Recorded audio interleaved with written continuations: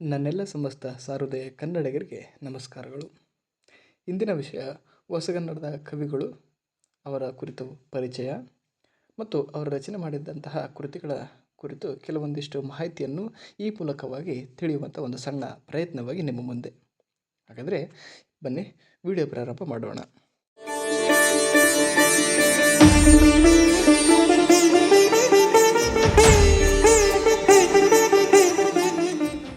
ಮೊದಲನೆಯದಾಗಿ BM ಶ್ರೀಕಂಠಯ್ಯ ಇವರ ಕುರಿತು ಕೆಲವೊಂದು ವಿಚಾರಗಳನ್ನು ನಾವೀಗ ತಿಳಿಯುವಂಥದ್ದು. BM ಶ್ರೀಕಂಠಯ್ಯ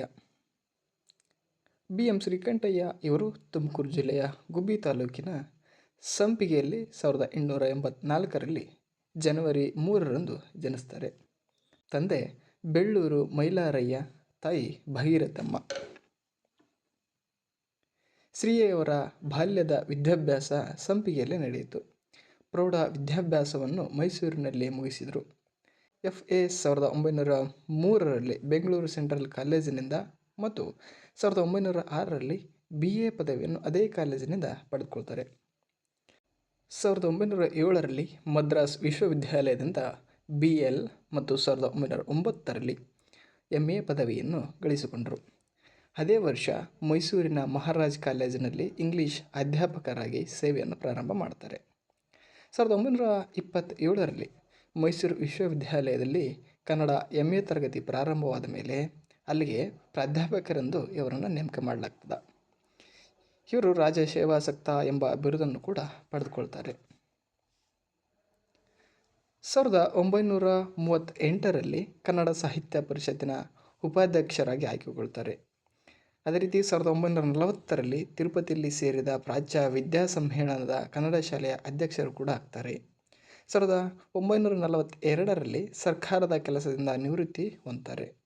1946 ಜನವರಿ 5ರಂದು ಇವರು ನಿಧನರಾಗ್ತಾರೆ. BM ಶ್ರೀಕಂಠಯ್ಯ ಅವರು ಹೊಸಗನ್ನಡ ಸಾಹಿತ್ಯದ ಪುನರುಜ್ಜೀವಕರಲ್ಲಿ ಅಗ್ರಗಣ್ಯರೆಂದನೇ ಹೇಳಬಹುದು. ಅವರು ಕೈಗೊಂಡಂತಹ ಕಾರ್ಯದಿಂದ ಕನ್ನಡ ಭಾಷೆ ಸಾಹಿತ್ಯಗಳ ಪುರಾತನ ವೃಕ್ಷ ಹೊಸದಾಗಿ ಕುಡಿಯಿಟ್ಟು ಹೂ ಬಿಟ್ಟು ಹೊಸ ಹರೆಯನ್ನು ಮೆಟ್ಟಿ ನಿಂತಿತು ಅಂತ ಹೇಳ್ಬಿಟ್ಟು ಹೇಳಲಾಗ್ತದೆ. ಹಾಗಾದರೆ ಅವರು ಬರೆದಂತಹ ಕೃತಿಗಳನ್ನು ಒಂದೊಂದಾಗಿ ನಾವು ನೋಡೋದಾದರೆ, ಮೊದಲನೆಯದಾಗಿ ಇಂಗ್ಲೀಷ್ ಗೀತೆಗಳು. 19ನೇ ಶತಮಾನದ ಉತ್ತರಾರ್ಧದಲ್ಲಿ ಭಾರತದಲ್ಲೆಲ್ಲ ದೇಶಾಭಿಮಾನ ಜಾಗೃತವಾಯಿತು. ಸಾಹಿತ್ಯ ರೀತಿ ನೀತಿಗಳ ಬಗೆಗೆ ಒಂದು ಹೊಸ ದೃಷ್ಟಿಯನ್ನೇ ಪಡೆದುಕೊಂಡು ಕಾವ್ಯ ರಸಜ್ಞರು ಜಡಗಟ್ಟಿದ ಸಂಪ್ರದಾಯ ಮಾರ್ಗವನ್ನು ತೊರೆದು ಹೊಸ ಮಾರ್ಗದಲ್ಲಿ ಕಾವ್ಯರಚನೆ ಮಾಡಿಸಬೇಕು ಎಂಬ ಉತ್ಕಟವಾದ ಪ್ರೇರಣೆಯನ್ನು ಹೊಂದ್ತಾರೆ. ಇದೇ ಸಂದರ್ಭದಲ್ಲಿ ಅಂದರೆ 1921ರಲ್ಲಿ ಪ್ರಕಟವಾದಂತಹ ಒಂದು ಯುಗ ಪ್ರವರ್ತಕ ಕೃತಿ ಅಂತಲೇ ಈ ಇಂಗ್ಲೀಷ್ ಗೀತೆಗಳು ಎಂಬ ಕೃತಿಯನ್ನು ಕರೆಯಲಾಗ್ತದೆ. ಈ ಇಂಗ್ಲೀಷ್ ಗೀತೆಗಳು ಎಂದರೆ ಇಂಗ್ಲೀಷ್ ಭಾಷೆಯ ಹಾಡು ಕವನಗಳಾಗಿದ್ದು BM ಶ್ರೀಕಂಠಯ್ಯನವರ ಪ್ರಸಿದ್ಧ ಅನುವಾದ ಕೃತಿಯೆಂದೇ ಇಂದಿಗೂ ಕೂಡ ಪರಿಚಿತವಾಗಿರುವಂಥದ್ದು. ಇದು ಕನ್ನಡ ಸಾಹಿತ್ಯದಲ್ಲಿ ಹೊಸಗನ್ನಡ ಕಾವ್ಯಕ್ಕೆ ನಾಂದಿ ಆಡಿರುವಂಥದ್ದು. ಇವುಗಳಲ್ಲಿ ಭಾವಗೀತೆಗಳು, ಜಾನಪದ ಗೀತೆಗಳು ಮತ್ತು ಆಧುನಿಕ ಜನಪ್ರಿಯ ಹಾಡುಗಳು ಕೂಡ ಸೇರಿವೆ. ಇಂಗ್ಲೀಷ್ ಗೀತೆಗಳು ಸಂಕಲನದಲ್ಲಿ ಕಾಣಿಕೆ ಎಂಬ ಮೊದಲ ಕವನವನ್ನು ಹೊರತುಪಡಿಸಿದರೆ, ನೋಡಿ ಮುಖ್ಯವಾಗಿ ಇಲ್ಲಿ ನೋಡುವಂಥದ್ದು, ಇಂಗ್ಲೀಷ್ ಗೀತೆಗಳು ಈ ಏನು ಕವನ ಸಂಕಲನ ಇದೆ ಇದರಲ್ಲಿ ಕಾಣಿಕೆ ಎಂಬ ಮೊದಲ ಕವನ ಸಂಕಲನ ಹೊರತುಪಡಿಸಿದರೆ ಉಳಿದ ಎಲ್ಲವೂ ಕೂಡ ಇಂಗ್ಲೀಷ್ ಕಾವ್ಯ ಭಂಡಾರದಿಂದ ಆಯ್ದು ತೆಗೆದುಕೊಂಡಿರುವಂಥದ್ದು. ಆ ಇಂಗ್ಲೀಷ್ ಕಾವ್ಯ ಭಂಡಾರ ಯಾವುದು ಅಂತಂದರೆ ದ ಗೋಲ್ಡನ್ ಟ್ರೆಜರಿ ಎಂಬತಕ್ಕಂಥದ್ರಿಂದ ಆಯ್ದುಕೊಂಡಿರುವಂಥದ್ದು. ಇಂಗ್ಲೀಷ್ ಗೀತೆಗಳು ಕವನ ಸಂಕಲನದಲ್ಲಿರುವ ಕವಿತೆಗಳಲ್ಲಿ ಯುದ್ಧ, ಪ್ರೇಮ, ಮರಣ, ದೇಶಭಕ್ತಿ, ಪ್ರಕೃತಿ, ಸೌಂದರ್ಯ, ಮಾನವ ಜನ್ಮದ ಸುಖ ದುಃಖಗಳು, ರಾಗ ದ್ವೇಷಗಳು, ಪುರುಷಾರ್ಥಗಳು, ಜನ್ಮಾಂತರ ದರ್ಶನಗಳು ಮುಂತಾದವುಗಳೇ ಇಲ್ಲಿ ಕಾವ್ಯ ವಸ್ತುಗಳಾಗಿ ಇರುವಂಥದ್ದು. ಶ್ರೀಯವರು ಇಂಗ್ಲೀಷ್ ಕವಿಗಳಾದ Wordsworth, Coleridge, Shelley, Shakespeare, Newman, Campbell ಮುಂತಾದವರ ಕವನಗಳನ್ನು ಆಯ್ದುಕೊಂಡು ಈ ಕೃತಿಯನ್ನು ಅನುವಾದ ಮಾಡಿರುವಂಥದ್ದು.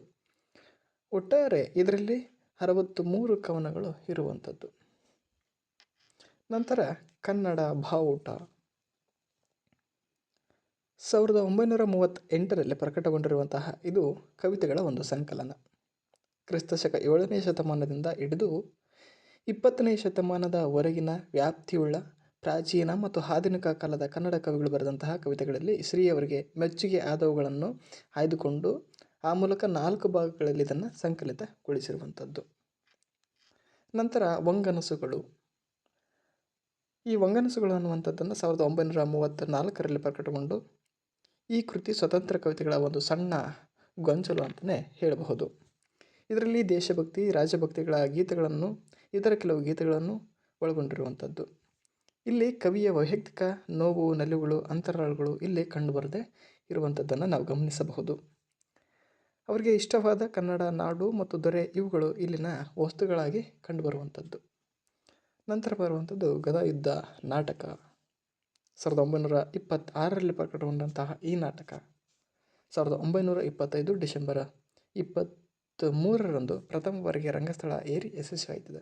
ನೋಡಿ, ಪ್ರಕಟಗೊಂಡಿದ್ದು 1926ರಲ್ಲಾದರೆ ಇದು ಪ್ರಥಮ ಬಾರಿಗೆ ರಂಗಸ್ಥಳವನ್ನು ಏರಿದ್ದು 1925ರಲ್ಲಿ. ರನ್ನ ಕವಿಯ ಗದಾಯುದ್ಧವನ್ನು ಸಮೂಹದ ಸಂದರ್ಭ ಮೊದಲಾದವುಗಳ ಅವಶ್ಯಕತೆಗಳಿಗೆ ತಕ್ಕ ಸಣ್ಣ ಪುಟ್ಟ ವ್ಯತ್ಯಾಸಗಳನ್ನು ಸೇರ್ಪಡೆ ಮಾಡುವುದರ ಮೂಲಕ ನಾಟಕ ರೂಪದಲ್ಲಿ ಇದನ್ನು ಅಳವಡಿಸಿಕೊಂಡಿರುವಂಥದ್ದು. ನಂತರ ಬರುವಂಥದ್ದು ಅಶ್ವತ್ಥಾಮನ್. 1929ರಲ್ಲಿ ಪ್ರಕಟಗೊಂಡ ಕೃತಿ ಈ ಅಶ್ವತ್ಥಾಮನ್. ಇದೊಂದು ರುದ್ರ ನಾಟಕ. ಇಂಗ್ಲಿಷ್ ಗೀತೆಗಳಂತೆ ಕನ್ನಡ ನಾಟಕ ಪ್ರಕಾರದ ಶಾಖೆ ಬೆಳೆಯಲು ಹೊಸದಾರಿ ಹಾಕಿಕೊಟ್ಟ ಮಾರ್ಗ ಪ್ರವರ್ತಕ ಕೃತಿ ಇದು ಅಂತ ಹೇಳಬಹುದಾಗಿರುವಂಥದ್ದು. ಸಫಕ್ಲಿಸ್ನ ಎಜಾಕ್ಸ್ ನಾಟಕದ ಅನುವಾದ ಇದು. ಆದರೂ ಈ ಕೃತಿ ಸ್ವತಂತ್ರ ಎನ್ನುವಷ್ಟರ ಮಟ್ಟಿಗೆ ಶ್ರೀಯವರು ಇದನ್ನು ರಚನೆ ಮಾಡಿರುವಂಥದ್ದು ನಮಗೆ ಕಾಣಸಿಗುವಂಥದ್ದು. ಹಳಗನ್ನಡದ ಶಬ್ದರೂಪಗಳನ್ನು ಅಲ್ಲಲ್ಲಿ ಹೊಂದಿಕೆಯಾಗುವಂತೆ ಪೋಣಿಸಿ ಒಂದು ಹೊಸ ಭಾಷಾ ಶೈಲಿಯನ್ನೇ ಈ ನಾಟಕದಲ್ಲಿ ನಿರ್ಮಾಣ ಮಾಡಿದ್ದಾರೆ ಅಂತ ನಾವು ಗಮನಿಸಬಹುದು. ನಂತರ ಬರುವಂಥದ್ದು ಪಾರಸಿಕರು. 1935 ಪ್ರಕಟಗೊಂಡ ಈಸ್ಕಿಲಸ್ನ ಪರ್ಸೆ ನಾಟಕದ ನೇರ ಅನುವಾದ ಆಗಿರುವಂಥದ್ದು ಇದು.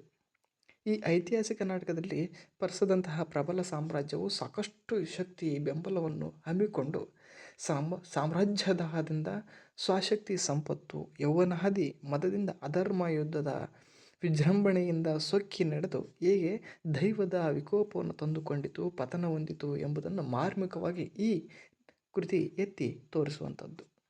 ಈ ನಾಟಕದಲ್ಲಿ ಗದ್ಯ ಶೈಲಿ, ಸರಳ ರಗಳೆ ಮತ್ತು ವಿವಿಧ ಮಾತ್ರಾ ಛಂದಸ್ಸುಗಳಿಂದ ಕೂಡಿರುವಂಥದ್ದು. ನಂತರ ಬರುವಂಥದ್ದು ಕನ್ನಡಿಗರಿಗೆ ಒಳ್ಳೆಯ ಸಾಹಿತ್ಯ. 1948ರಲ್ಲಿ ಪ್ರಕಟಗೊಂಡ ಈ ಕೃತಿಯಲ್ಲಿ ಶ್ರೀಯವರ ಭಾಷಣಗಳು, ಲೇಖನಗಳು ಮತ್ತು ನುಡಿಮುತ್ತುಗಳು ಸೇರಿರುವೆ. ಶ್ರೀಯವರ ಸುಸಂಸ್ಕೃತ ಮೃದು ಮನೋಧರ್ಮ, ಚಿತ್ರಲಹರಿ, ವಿಮರ್ಶನಾ ಶಕ್ತಿ, ಇಷ್ಟಾನಿಷ್ಟಗಳು, ದೋಷ ದೌರ್ಬಲ್ಯಗಳು ಎಲ್ಲವನ್ನು ಏಕಕಾಲದಲ್ಲಿ ಬಯಲು ಮಾಡಿರುವಂಥ ಈ ಕೃತಿ ಕನ್ನಡಿಗರಿಗೆ ಒಳ್ಳೆಯ ಸಾಹಿತ್ಯವಾಯಿತು ಅಂತಲೇ ಹೇಳ್ಬೋದು. ಕೃತಿ ಎರಡನೆಯ ಭಾಗದಲ್ಲಿ ಕೆಲವು ಲೇಖನಗಳು, ಮುನ್ನಡೆಯ ಸಮಾವೇಶ, ಹೆಚ್ಚು ಪಾಲು ಖ್ಯಾತ ಕನ್ನಡ ಕವಿಗಳ ಕೃತಿಗಳ ಸ್ವಪೋಜ್ಞ ಹಾಗೂ ಮನೋಜ್ಞ ವಿಮರ್ಶನಗಳು ಇದರಲ್ಲಿ ಇರುವಂಥದ್ದು. ಅಲ್ಲಿ ಮನಿಜ್ಞ ಅಂತ ಇದೆ, ಅದು ಮನೋಜ್ಞ ಆಗಬೇಕಾಗಿರುವಂಥದ್ದು. ಈ ಕೃತಿಯ 3ನೇ ಭಾಗ ನೋಡೋದಾದರೆ ಕಾವ್ಯಾವಲೋಕನಂಗೆ ಸಂಬಂಧಪಟ್ಟದ್ದು. ನಾಗವರ್ಮನ ಕಾವ್ಯಾವಲೋಕನದ ಮೈಸೂರು ಮತ್ತು ಧಾರವಾಡದ ಪರಿಷ್ಕರಣೆಗಳಲ್ಲಿ ಕಂಡುಬರುವಂತಹ ಕೆಲವು ಪಾಠಭೇದಗಳನ್ನು ತುಲನೆ ಮಾಡಿರುವಂಥದ್ದು ಇಲ್ಲಿ ಮುಖ್ಯ ವಿಷಯವಾಗಿರುವಂಥದ್ದು. ಮೊದಲನೆಯ ಲೇಖನದಲ್ಲಿ ಇ.ಪಿ. ರೈಸ್ ಅವರ ಕನ್ನಡ ಸಾಹಿತ್ಯ ಚರಿತ್ರೆಯ ಗುಣಗಳನ್ನು, ಲೋಪದೋಷಗಳನ್ನು ವಿಮರ್ಶಕವಾಗಿ ಇಲ್ಲಿ ವಿವರಿಸಲಾಗಿದೆ.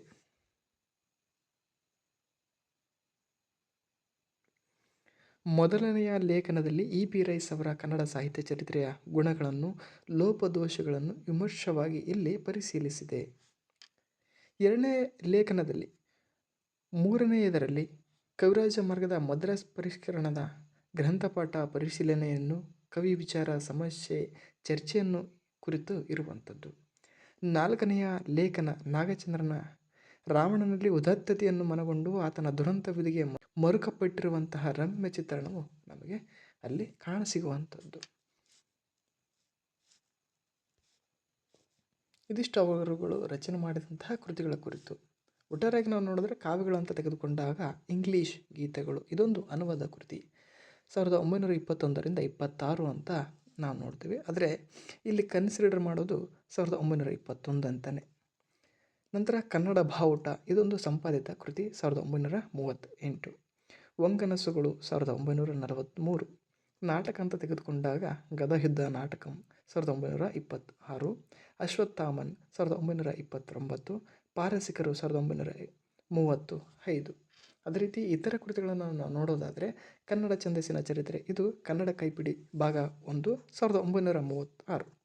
ಕನ್ನಡ ಸಾಹಿತ್ಯ ಚರಿತ್ರೆ ಕನ್ನಡ ಕೈಪಿಡಿ ಭಾಗ 2 1947.